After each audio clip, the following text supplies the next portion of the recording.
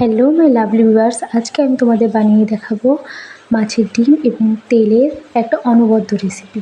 তো তার জন্য প্রথমেই আমি কড়াই গরম হতে বসিয়ে দিয়েছি, তার মধ্যে দিয়েছি তেলটা গরম হলে দিয়ে দিয়েছি কুচি করে রাখা বেগুনগুলো। দেখুন কুচি কুচি করে রাখা বেগুনগুলো একটু ভালো করে নেড়ে চেড়ে আমি ওর ভেতরে দিয়ে দেবো পেঁয়াজ কুচি। আমি এখানে বেশ বড় সাইজের একটা পেঁয়াজ কুচি করে নিয়েছি। এবার এই বেগুন আর পেঁয়াজটা খুব ভালো করে নেড়ে চেড়ে মিশিয়ে নেব। এবার আমি ওর ভেতরে দিয়ে দেব পরিমাণ মতো নুন আর দিয়ে দেব পরিমাণ মতন হলুদ। দেখুন হলুদ আর লবণটা আমি একটু বেশি পরিমাণ দিয়েছি, যেহেতু আমি পরে আর এর ভেতরে কোনো রকম লবণ এবং হলুদ ইউজ করব না। সমস্ত উপকরণ মিশিয়ে দিয়ে দেবো এখানে পরিমাণ মতো লঙ্কা কুচি। আপনারা এখানে লঙ্কা কুচি আপনাদের পছন্দ মতো দিতে পারেন, বাড়িয়ে বা কমিয়ে।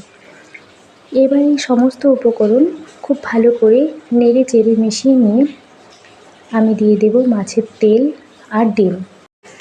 তেল আর ডিমটাকে আমি খুব ভালো করে ধুয়ে পরিষ্কার করে নিয়ে তারপর এর ভিতরে দিয়ে দিয়েছি।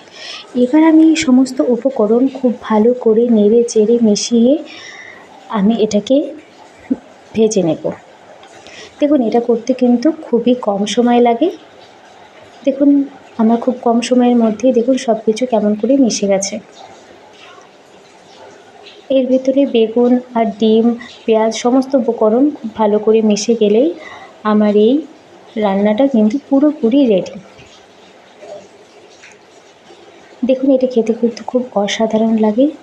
আমার এটা পুরোপুরি রেডি। এটা গরম গরম ভাতের সাথে পরিবেশন করে খেয়ে দেখবেন, খুব অসাধারণ লাগে। ভালো লাগলে লাইক, কমেন্ট, শেয়ার এবং সাবস্ক্রাইব করবেন। বাই।